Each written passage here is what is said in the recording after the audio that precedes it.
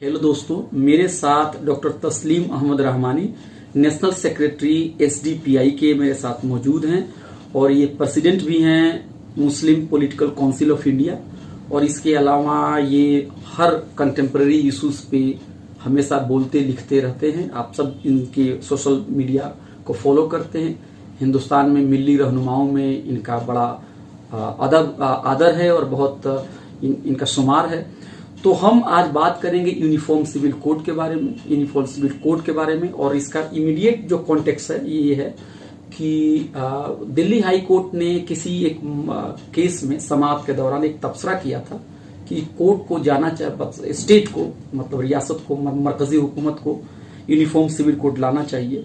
तो इसके बाद से जो मौजूदा सरकार है हिंदुत्व की, वो पूरी तरह से नाकाम हो रही है। लोगों को फलाह और लोगों को कोई भला काम करने के लिए, कोरोना में लोग तो बुरी तरह से परेशान है, तो उनको एक आसान मौका मिला हिंदू मुसलमान करने के लिए। तो यूनिफॉर्म सिविल कोड पे मुसलमानों के खिलाफ जहर उगला जा रहा है। तो हम पूछते हैं सर से, सर यूनिफॉर्म सिविल कोड लाने की बात जो सरकार कह रही है, मतलब कोर्ट ने कहा और फिर सरकार के लोगों ने इसको मतलब पकड़ लिया इस गेंद को, तो या फिर मुसलमान लोग मतलब बिल्कुल उसको निशाने पे है।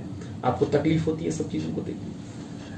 पहले तो मैं आपका बहुत शुक्रगुजार हूं कि आप तशरीफ लाए और मेरे इंट्रोडक्शन में मेरे लिए इतनी बड़ी बातें कही। उतना बड़ा कुछ है नहीं, एक काम है जो सब लोग कर रहे हैं, मैं भी कर रहा हूं। जहां तक ये आपका सवाल यूनिफॉर्म सिविल कोड का है, देखिए ये जो प्रेजेंट केस है जिसमें ऑब्जर्वेशन दिया हाई कोर्ट ने, ये किसी मुसलमान का केस नहीं है।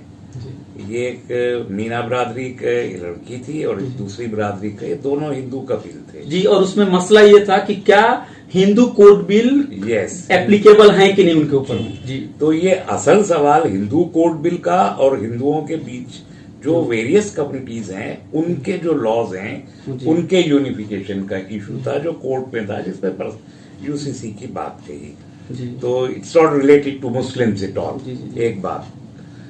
दूसरी बात ये कि uniform civil code guiding principle है आर्टिकल 44 में कॉन्स्टिट्यूशन का, और गाइडिंग प्रिंसिपल में भी जो लैंग्वेज है आर्टिकल 44 की, उसमें सीधे जिम्मेदारी सरकार की है जी, स्टेट की है, अवाम की नहीं है जी, ऑर्गेनाइजेशंस की नहीं है, इंडिविजुअल्स की नहीं है। सरकार की जिम्मेदारी है कि वो कोशिश करती रहे कि बिलाखिर तमाम पॉपुलेशन आमादा हो जाए एक यूनिफॉर्म सिविल कोड के लिए।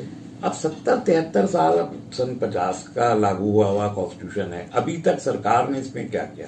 कम से कम 12 मरतबा वेरियस कोर्ट्स ने वेरियस गवर्नमेंट्स को ये कहा कि वो यूनिफॉर्म सिविल कोड की तैयारी करे। किसी सरकार ने आज तक इस सिलसिले में कोई जवाब नहीं दिया। जब कोई इलेक्शन करीब होता है या जब कभी मुसलमानों को टारगेट करना होता है, जब सरकार नाकाम होती है और जब सरकार का फेलियर होता है, तो वो यूनिफॉर्म सिविल कोड के, ट्रिपल तलाक के और पॉपुलेशन के, इस तरह के मुद्दे उठा लिए जाते हैं। इससे अंदाजा होता है कि किसी की कोई सीरियसनेस नहीं है। दूसरे, मैं पर्सनली एक चीज हमेशा कहता रहा हूं, अगर कोई सरकार भी यूनिफॉर्म सिविल कोड के लिए वाकई सीरियस है तो वह एक ब्लूप्रिंट तैयार करे। इस मुल्क में 3000 के करीब वेरियस पर्सनल लॉज हैं, ट्राइबल्स के भी हैं, शेड्यूल कास्ट के भी हैं, खुद हिंदुओं के बीच मुख्तलिफ हैं, फिर रीजनल हैं, यानी नॉर्थ के अलग रस्म रिवाज हैं, साउथ के अलग हैं, ईस्ट के अलग हैं, वेस्ट के अलग हैं। तो इंडिया में इतनी सारी एंटिटीज हैं, उन सबके इतने, और सबसे ज्यादा मुश्किल खुद हिंदू कम्युनिटी के अंदर है। मुसलमानों के पर्सनल लॉ को तो सिर्फ इतना मसला है जो हमने नहीं किया कि हम कोडिफाई कर दें उसको तो मसला हल हो जाएगा, इससे ज्यादा बड़ा मसला नहीं। लेकिन हिंदुओं के तो अभी आप देख लीजिए, हिंदू कोड बिल के बावजूद मसला मौजूद है। और ये भी तो है कि सिख लोगों को और जैन लोगों को भी और बुद्धिस्ट को भी हिंदू बना दिया है, वो भी अलग है। वो खुद को हिंदू कहते नहीं, लेकिन सरकार हिंदू कहती रहती है। दोस्तों, जो वो हिंदू कोड बिल है उसके अंदर में सिख को, जैन को और बुद्धिस्ट को भी उसी के अंदर में डाल दिया गया है। लेकिन आप सब जानते हैं कि बुद्धिज्म और जैनिज्म की जो मजहबी तारीख है वो कम से कम 1000 साल से ज्यादा ही है। अब यूनिफॉर्म सिविल कोड की जब ये बात करते हैं तो गोवा की मिसाल देते हैं जी। अब गोवा में कौन से यूनिफॉर्मिटी है मेरी समझ में नहीं आता। हिंदुओं में पोलीगैमी का रिवाज नहीं है जी। लेकिन गोवा के जो जिसे यूनिफॉर्म सिविल कोड कहते हैं उसमें हिंदू को दूसरी शादी की इजाजत है, कुछ शर्तों के साथ, अगर बच्चे ना हो, इवन अगर लड़का ना हुआ तो भी दूसरी शादी की इजाजत गोवा में मुसलमानों को, जिनके यहाँ कुरान में पोलीगैमी का तस्वुर मौजूद, उसको इजाजत नहीं दे रहा है। हिंदू जिसके यहाँ तस्वुर ही नहीं है उसको इजाजत दे रहे हैं और उसको यूनिफॉर्म सिविल कोड की मिसाल बना के पेश कर रहे हैं। तो मैं समझता हूं कि ये कोई सीरियस इशू नहीं है। लॉ कमीशन ने 2016 में सवालनामा दिया, बहुत से लोगों ने उसका बाइकआउट किया, लेकिन बहुत से लोगों ने जवाब भी दिया और उसके एनालिसिस की बुनियाद पर लॉ कमीशन ऑफ इंडिया ने 2018 में सरकार को यह सजेस्ट किया यूनिफॉर्म सिविल कोड इस मुल्क में प्रैक्टिकली पॉसिबल नहीं है। ये 2018 की रिपोर्ट है और इससे बेहतर ये होगा कि जो वेरियस पर्सनल लॉज हैं रिलीजियस एंटिटीज के, उनका कोडिफिकेशन कर दिया जाए तो ज्यादा फीजिबल होगा। ये लॉ कमीशन की रिपोर्ट है। अब उसको भी सरकार लेकर बैठ गई, उस पर भी सरकार ने कोई काम नहीं किया। तो लॉ कमीशन एक स्टैट्यूटरी बॉडी है गवर्नमेंट ऑफ इंडिया की, कम से कम उसकी की बात मान लें। और अब जब ये ले आए, यानी कोर्ट का एक ऑब्जर्वेशन आया है, कोर्ट इस सिलसिले में इंस्ट्रक्ट नहीं कर सकता, कोर्ट का ये जुरिस्डिक्शन नहीं है कि वो इंस्ट्रक्ट करे गवर्नमेंट को। एक ऑब्जर्वेशन दिया तो मीडिया में उसको उछाला जा रहा है, सरकार ने तो कुछ भी नहीं किया। और सरकार, मुझे नहीं लगता कि सरकार यूसीसी पे कोई बिल लाएगी। जिस तरीके से पॉपुलेशन कंट्रोल को आप देखिए, जो बहस हो रही है, सिर्फ बहस हो रही है। मुझे नहीं लगता कि गवर्नमेंट की आप नॉन सीरियसनेस की इंतहा है कि राज्यसभा में अपने एक एमपी से प्राइवेट मेंबर बिल पेश करवा दिया, लोकसभा में अभी करवा दिया, और जिस दिन उस पर डिस्कशन होना पॉसिबल ही नहीं था उस दिन उसको डिस्कशन के लिए पार्लियामेंट में रखवा दिया।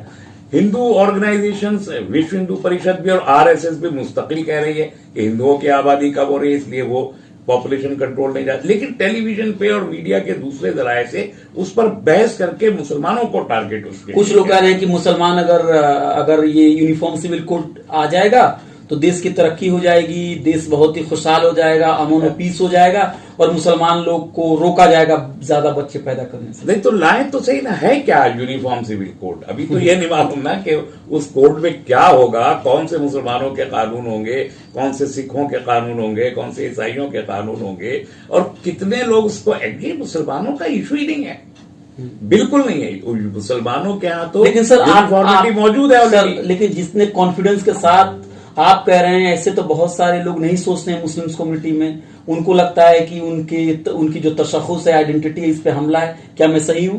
नहीं, ये बहुत लोगों का जो मुल्क में जो हालात रहे हैं, बहुत और कुछ लोग ये भी होता है कि कुछ इश्तियाल अंगेजी या कुछ थोड़ा सा हद से ज्यादा जज्बात में बह जाना, ऐसी भी बातें होती हैं। दोनों बातें हैं, लेकिन एक तो जो साबिक़ा तजुर्बात हैं वो बहुत तल्ख हैं। हुकूमत का जो मुसलमानों के तई जो डिस्क्रिमिनेटरी एटीट्यूड है, आइसोलेशन है मुसलमानों का हर तरह हर सतह पर, उससे खौफजदा रहते हैं। तो खौफ की एक साइकोलॉजी है, दूसरे कुछ शरारत की भी है, दोनों है। लेकिन मैं बिला खौफजदा हुए और बिला शरीर हुए, दोनों सूरतों में कह सकता हूं कि मुसलमानों का इशू नहीं है। जो मैं अभी जो जिस केस का आप रेफर कर रहे हैं वो तो मुसलमानों का नहीं है। अभी आप मेघालय में चले जाइए, मेघालय में तो मैक्सिमम क्रिश्चियन एंड ट्राइबल, उनके यहाँ तो बाप नहीं होता हेड ऑफ द फैमिली, उनके तो रस्म रिवाज ही अलग है। उनके यहाँ तो माँ हेड ऑफ द फैमिली होती है, औरत हेड ऑफ द फैमिली होती है, ब्याह के मर्द आता है। यहाँ तो औरतें ब्याह के ससुराल जाती हैं, वहां मर्द ब्याह के ससुराल जाता है। तो एकदम एंटायरली डिफरेंट है। आप उसको इस यूनिफॉर्म से, लेकिन ये बताइए, ये तो आपकी बात मैंने मान ली। मैंने भी पीएचडी जब अपनी मुस्लिम पर्सनल लॉ बोर्ड और इस इशूज पे किया, तो मेरे तजर्बात ऐसे थे कि अगर इस इशू पे आप डिबेट करने जाएं तो आपका लोग मुंह बंद कर देते हैं। उनको लगता है कि वही ज्यादा जान रहे हैं और यही मतलब इंप्रेशन क्रिएट की जाती है कि देखो देखो मुसलमान लोग शरिया लाना चाहते हैं, यूनिफॉर्म सिविल कोड का विरोध करना चाहते हैं। इतनी बारीकी से क्यों नहीं समझना चाहते हैं? देखो, इस पे हमारे यहाँ ज्यादा डिबेट नहीं ना। देखिए, जब आप किसी चीज पर डिस्कशन के दरवाजे पहले ही बंद कर देंगे, और हमारे यहाँ आमतौर पे कह दिया जाता है नहीं यूनिफॉर्म सिविल कोड नहीं चाहिए। मैंने कभी नहीं कहा, मैंने हमेशा ये कहा ये तो एक ऐसी चीज है कि बिल्ली के गले में घंटी कौन बांधेगा। और आर्टिकल 44 ने ये साफ कहा है कि बिल्ली के गले में घंटी सरकार को बांधनी है, और सरकार बांधने को तैयार नहीं है तो हम अपने सिर पे क्यों ले रहे हैं? हमको सरकार ही के पाले में गेंद को डालना चाहिए ना, वो लेकर आए। क्या उनके पास ड्राफ्ट है, क्या उनका ब्लूप्रिंट है, क्या उनकी थॉट है, किस तरीके से वो एक यूनिफॉर्म सिविल कोड ला सकते हैं, क्या वो आर्टिकल 25 को बाईपास करेंगे, आर्टिकल 14 को बाईपास करेंगे, कितने सारे जो फंडामेंटल राइट्स हैं क्या उनको बाईपास करने की सरकार के अंदर जरूरत है? ये सरकार का प्रोग्रेस, उसकी मुसीबत है, लेकिन हम अपने गले क्यों लें? लेकिन सर जितने एतमाद के साथ और जितने कॉन्फिडेंस और जितने आप कहें कि सेटिस्फेक्शन के साथ आप अपनी बातों को रखते हैं, क्या आपको लग रहा है कि इसी तरह का रवैया दूसरे मिली जो रहनुमा है वो अपना रहे हैं, या उनकी तरफ से थोड़ी ज्यादा मतलब ये हो जा रहा है, मतलब कुछ इमोशनल ज्यादा हो जा रहे हैं चीजों को? मैंने अभी हाल के दिनों में जो देखा है, चीजों को समझ नहीं पा रहे और उन्हीं के गेम में फंस जा रहे हैं। हमने पहले जब हम बात करते थे और अब जो बात करते हैं उसमें मुझे तो एक बहुत वाज़ेह फर्क महसूस होता है। पहले जैसे बहुत ही ब्लंटली कहा जाता था कि हम यूनिफॉर्म सिविल कोड को नहीं मानेंगे। अच्छा, अब पिछले 8-10 साल में ये एक बड़ा व्यू मुसलमानों में से भी आया है। मैं बहुत ही ज्यादा हार्डकोर लोगों की बात नहीं कर रहा, लेकिन आम जो मुस्लिम समाज है उसमें भी ये बात आई है कि जैसे कुछ लोगों ने जो जब बात करनी शुरू की कि आप लाइए उसको ब्लूप्रिंट को लाइए, ड्राफ्ट पेश कीजिए कि क्या होगा, उस पर मुल्क को बहस करनी है, पूरे मुल्क को बहस करनी है, खाली मुसलमानों को तो नहीं करनी है, सभी को कहे तो क्रिश्चियंस को भी करनी पड़ेगी, सिक्स को भी, जिनको जबरदस्ती उनको भी करनी पड़ेगी। ज्वाइंट फैमिली के आधार पर जो हिंदुओं को टैक्स में रिलैक्सेशन मिलता है, कंसेशन मिलता है, उस पर भी बहस सारी उस पर भी होगी ना, बहुत सारी चीजें हैं। फिर तो एक पेंडोरा बॉक्स है जो खुलेगा अगर कोई ऐसा ये ब्लूप्रिंट लाते हैं। तो एक हम मुसलमानों का क्या होगा? Polygamy you can not ban under the fundamental right. आप रेगुलेट कर सकते हैं पोलीगैमी को, बैन नहीं कर सकते। अच्छा, रेगुलेट करना और बैन करना दो अलग बहुत फर्क है, बहुत फर्क है। आप उसके अंदर में शरायत लगा सकते हैं, लेकिन आप ये नहीं कर सकते। जी, क्योंकि शरायत तो कुरान ने खुद लगाई है पोलीगैमी के सिलसिले में। If you can do justice, yes, तो वो शरायत आप भी, बहुत से मुल्कों ने लगाई है वो शरायत, दूसरे मुस्लिम ममालिक में भी लगे। So you can regulate but you can not ban under the article 25। Same way हलाला तो है ही नहीं। मुसलमानों में वो कुछ खुराफाती लोग कर रहे थे बट वो कहीं से प्रूव्ड नहीं है। तो मुसलमानों का इशू ही नहीं है यूनिफॉर्म सिविल कोड को लेके। और ये जो अभी जो डिस्ट्रीब्यूशन ऑफ प्रॉपर्टी है वो तो मेरा ख्याल है अगर ये कोई अच्छा ब्लूप्रिंट लाते हैं तो जो इस्लामिक लॉ ऑफ डिस्ट्रीब्यूशन है प्रॉपर्टीज का, इनहेरिटेंस का, उसको इन्हें अडॉप्ट करना पड़ेगा और ये उसको बराबर से। तो इसमें हम लोगों के लिए बहुत ज्यादा खौफजदा होने की बात है। अच्छा, तो हिंदू खड़ा होगा। अच्छा, कुछ लोग ये कह रहे हैं कि हिंदुस्तान के अंदर में जितने भी मजाहिब हैं, जितने भी धर्म है, रिलीजन है, उन सबसे अच्छी चीजों को लाके और एक जगह यूनिफॉर्म सिविल कोड बनाएंगे तो क्या? हमारी तो सारी चीजें अच्छी हैं, हमको तो कॉन्फिडेंस है, हमारी तो कोई चीज खराब है नहीं। तो हमको तो पूरा कॉन्फिडेंस है कि ये हमारी चीजों को अभी भी खराब नहीं कर सकते। इसीलिए इंसिस्ट करते हैं कि आप आइए तो ब्लूप्रिंट लेके। तो जब तक आप सरकार, ये देखिए हिंदू कोड बिल को पास करवाने के लिए नेहरू को 4 साल मशक्कत करनी पड़ी। बिल्कुल 1950 में उन्होंने रखा था और बिल्कुल। और सबसे ज्यादा दोस्तों, सबसे ज्यादा हिंदू कोड बिल की मुखालफत के लिए हिंदुत्व के तंजीम जो महासभा और जो बीजेपी की जो पहली जो पार्टी थी, जो पहले नाम से जानी जाती थी जनसंघ, और उस जमाने में क्या कहते थे कि रियासत को यानी स्टेट को कोई हक नहीं है समाज के अंदर में इंटरवेंशन करने के लिए। लेकिन जब मुसलमानों का मामला आता है तो क्या कहते हैं? बिल्कुल करेंगे।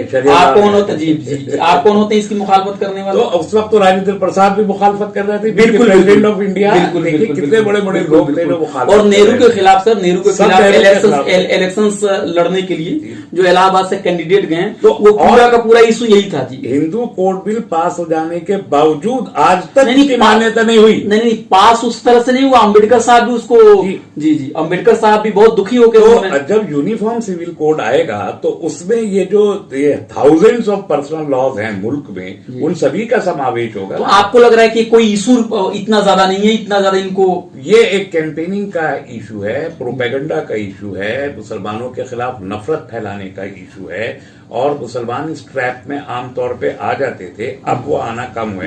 अभी पॉपुलेशन के इशू को देखिए ना, मुसलमानों ने मुखालफत नहीं की पॉपुलेशन। जो उत्तर प्रदेश में जो लॉ कमीशन ने अभी ड्राफ्ट बना के दिया है, अभी तक ड्राफ्ट को एक्सेप्ट नहीं किया यूपी गवर्नमेंट ने, बहस हो रही है। जी, आखिरी सवाल, आपके बहुत बड़े फॉलोअर हैं, बहुत सारे लोग आपको अपना आइडियल मानते हैं, हिंदू मुसलमान दोनों।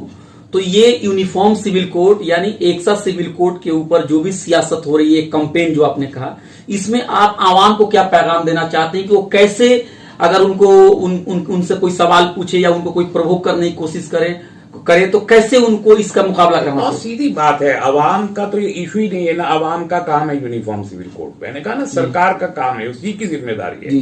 तो एक तो ये सरकार पे छोड़े, और अवाम तो जो अवामी मुद्दे हैं उन मुद्दों पर कंसंट्रेट करें, अंधभक्ति छोड़ें, अपनी रोटी रोजी को देखें कि वो कहां से कहां पहुंच गई। महंगाई 2014 से 2021 के बीच तक कहां पहुंच गई, गैस के रेट और ये तेल के और रोजगार, ये एम्प्लॉयमेंट कितना कम हुआ है, ये इन्फ्लेशन कितना बढ़ा है, ये सारे पेट्रोल का क्या असर हो रहा है। अवाम के तो ये मुद्दे हैं, इन मुद्दों पर अवाम को सोचना चाहिए। किसान बैठे हैं, 8 महीने होने को आ रहे हैं, किसानों के लेकिन आपको एक मशवरा चाहिए। अगर मान लीजिए कि कोई मुसलमान है और उसका कोई गिरबान पकड़ ले और कहे कि देखो तुम लोग यूनिफॉर्म सिविल कोड नहीं लाना चाहते हो, तुम लोग सरिया लाना चाहते हो, तुम लोग देश के खिलाफ हो, ऐसे में क्या जवाब दें? क्या ले आओ ना, लाओ जी। भाई मुझे मुसलमान है तो मेरा तो इशू नहीं है, आपका इशू है, आप लाना चाहते हैं लाओ, पहले ला के बताओ तो सही जी। हिम्मत नहीं है इनके अंदर लाने की। यही मैं वही कह रहा था, पॉपुलेशन कंट्रोल पे हिंदू ऑर्गेनाइजेशंस उसके खिलाफ खड़ी हुई हैं, मुसलमान खड़े नहीं हुए अभी। तो आप ये कह रहे हैं सर कि थोड़ी समझदारी से जो सेकुलर फोर्सेज है उनको भी समझदारी के साथ काम लेना, बिल्कुल उनको समझदारी से और दूरअंदेशी से काम लेना चाहिए। मुल्क में अभी डेमोक्रेसी बरकरार है, कोई यूनिफॉर्म सिविल कोड ऐसी चीज नहीं है कि पार्लियामेंट में रखें और 370 की तरह से जबरदस्ती पास करवा दें। ऐसा नहीं हो सकता, उसको लाना पड़ेगा, उस पर बहस होगी, उस बहस में आप उसको रिजेक्ट कीजिए, उसके खिलाफ कोर्ट में लाने की इतनी सारी चीजें आएंगी। अगर कोई ऐसी चीज लाते हैं ये कि जो गलत है, तो वो जाहिर है कि वो कई फंडामेंटल राइट्स का वायलेशन करेगा अगर ये जबरदस्ती कुछ करते। आप कोर्ट में जा सकते हैं आराम से। जी, थैंक यू दोस्तों। तो अभी मेरे साथ डॉक्टर तस्लीम अहमद रहमानी साहब जो नेशनल सेक्रेटरी हैं एसडीपीआई के, और उनसे हम लोगों ने बात की यूनिफॉर्म सिविल कोड के बारे में, और उन्होंने ये कहा, इनकी बातों का खुलासा यही है कि इसमें डरने की कोई बात नहीं है और इसमें बहुत ही समझदारी के साथ काम लेने की जरूरत है, और सरकार अगर वाकई बहुत ही संजीदा है तो उसे ड्राफ्ट लाना चाहिए, और ड्राफ्ट पे बहस करने से कोई भी भाग नहीं रहा है। लेकिन उनका मकसद जो है वो सियासत करना है, और जब उनको एक पोलराइज करना है, और जब कोई नाकामी उनको हाथ आती है तो उनको लगता है कि लोगों के इश्यूज को डाइवर्ट कर दे। जी, thank you sir, thank you very much.